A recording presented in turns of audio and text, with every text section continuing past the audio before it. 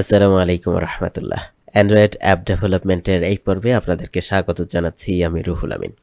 তো আমরা জাভাতে ঢুকে গেছি। জাভাতে এখন আমরা শিখতেছিলাম যে ভেরিয়েবল কি, ভেরিয়েবল কিভাবে তৈরি করতে হয়, ভেরিয়েবলের নাম কিভাবে দিতে হয়, নামের ক্ষেত্রে সাবধানতা বলছিলাম আমরা। তারপর জাভাতে প্রতিটা লাইনের শেষে সেমিক্লোন দিতে হয়। এই বিষয়গুলো আপনাদের সাথে শেয়ার করছিলাম। তো আমরা আজকে দেখব ডাটা টাইপ। ডাটা টাইপ কি কি ধরনের ডাটার টাইপ আছে জাভাতে বা আমরা ইউজ করব, সেই বিষয়গুলো আজকে শেয়ার করব আপনাদের সাথে। তো বিষয়টা আমাদের এখানে কিন্তু জাভাতে অনেক ডাটা টাইপস আছে, কিন্তু আমরা কিন্তু সবগুলো ইউজ করব না। আপাতত আমরা কয়েকটা জিনিস দেখব। তো আমরা যেটা প্রথম দেখছিলাম স্ট্রিং। তো আমরা ভেরিয়েবল তৈরি করার সময় এগুলো একটু কেটে দিই, আমরা একটু ছোট করে ফেলি। তো ভেরিয়েবল তৈরি করার সময় শুরুতে আমরা কি লিখছিলাম? স্ট্রিং। স্ট্রিং তারপরে ভেরিয়েবলের নাম, যে first name is equal to Ruhul Amin. ঠিক আছে? তো এরকম আমি আবার একটু জুম করে দিই, এটাকে একটু হাইড করে দিই। ওকে, তাহলে string first name Ruhul Amin. তো এই যে স্ট্রিংটা কি, তাহলে এটা একটা ডাটা টাইপ। জাভাতে আমরা কয়েকটা ডাটা টাইপ ইউজ করব। তার ভিতরে একটা হচ্ছে স্ট্রিং, একটা হচ্ছে ইন্টিজার, তারপরে বুলিয়ান ডাটা টাইপ আমরা ইউজ করব, তারপরে অ্যারে ডাটা টাইপ ইউজ করব। এরকমের কয়েকটা ডাটা টাইপ আমরা ইউজ করব। তো সবচেয়ে বেশি ব্যবহৃত হবে এই তিনটা জিনিস: স্ট্রিং, ইন্টিজার, বুলিয়ান।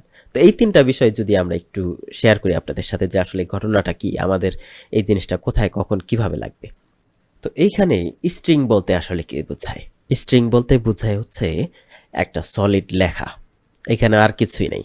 এটা দিয়ে কোনো ক্যালকুলেশন হবে না। আপনি এটা দিয়া কমপ্লেক্স কোনো বিষয় না, এটা সলিড লেখা। সংক্ষেপে যদি বলি, এই যে ডাবল কোটেশনের ভিতরে যদি আমি কিছু দেই, সেটা স্ট্রিং।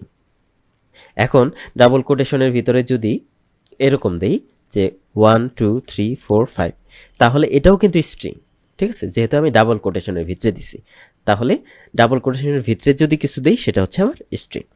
আর ইন্টিজার, আইএনটি দিয়ে আমার ইন্টিজার লিখতে হয়, ইন ফার্স্ট নাম্বার। ঠিক আছে? এটা যদি দেই 1 2 3 4 5, এইখানেও কিন্তু 1 2 3 4 5 দিলাম, বাট এটা কিন্তু ডাবল কোটেশন দিই নেই। আমি কি দিছি? সরাসরি 1 2 3 4 5 দিয়ে দিছি। তাহলে এটা আমার ইন্টিজার টাইপের ডাটা। ইন্টিজার টাইপের ডাটা আর স্ট্রিং টাইপের ডাটার ভিতরে আমরা তাহলে পার্থক্যটা কোথায়? আমি তো এখানে 1 2 3 4 5 দিলাম, এখানে 1 2 3 4 5 দিলাম। পার্থক্য এটা দিয়ে কিন্তু কোনো ক্যালকুলেশন সরাসরি করা যাবে না। অর্থাৎ আমি যদি এরকম দেই 1 2 3 4 5, এটার সাথে এটাকে যোগ করব, যোগ কিন্তু করা যাবে না। ঠিক আছে? কারণ কি? কারণ এটা একটা স্ট্রিং। এটাকে দিয়ে কিন্তু যে কোনোটার সাথে যোগ করা যাবে। কারণ কি? এটা একটা ইন্টিজার, এটা একটা নাম্বার। ইন্টিজার বলতে আসলে কি? নাম্বার।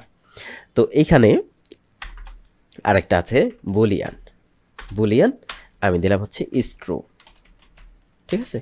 এইখানে বুলিয়ানে শুধুমাত্র ট্রু ফলস দুইটা ভ্যালু দেওয়া যায়, অর্থাৎ ট্রু অর ফলস। বুলিয়ানে অন্য কিছু দেওয়া যায় না।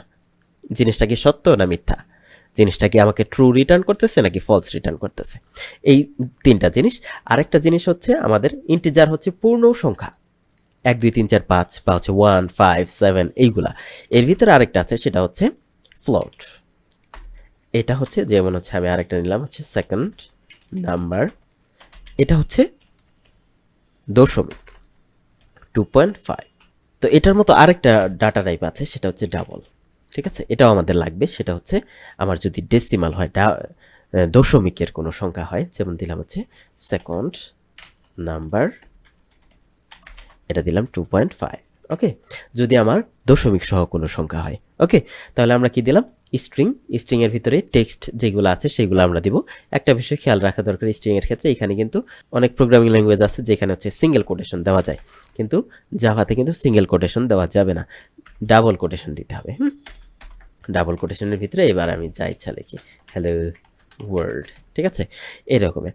আর ইন্টিজার বলতে আমরা কি বুঝাইলাম? ইন্টিজার পূর্ণ সংখ্যা, 1 5 7 অথবা 205 1010 এই জাতীয় যেগুলো আছে, যেটার ভিতরে কোনো দশমিক নেই। আর ডাবল কোনটা? ডাবল যেটার ভিতরে দশমিক আছে। ওকে, আর বুলিয়ান, বুলিয়ান কি? যেটা ট্রু অথবা ফলস, এর বাইরে কিছু ঢুকবে না। এখানে কোনো ইন্টিজার নাই, স্ট্রিং নাই, এই জাতীয় কিছু না। এখানে ভ্যালু ঢুকবে হয়তো বা ট্রু অথবা ফলস, এর বাইরে কিছু না। তো এই চারটা জিনিস আমাদের খুব বেশি কাজে লাগবে। এইগুলা নিয়ে আমরা আপাতত সামনে আগাই।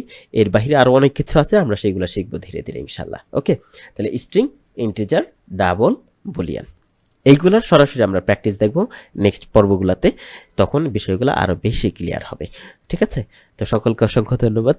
এই 2টা ক্লাস থিওরি ছিল, আমরা নেক্সটে প্র্যাকটিক্যালে চলে যাব। আজকে এই পর্যন্তই। আসসালামু আলাইকুম ওয়া রাহমাতুল্লাহ।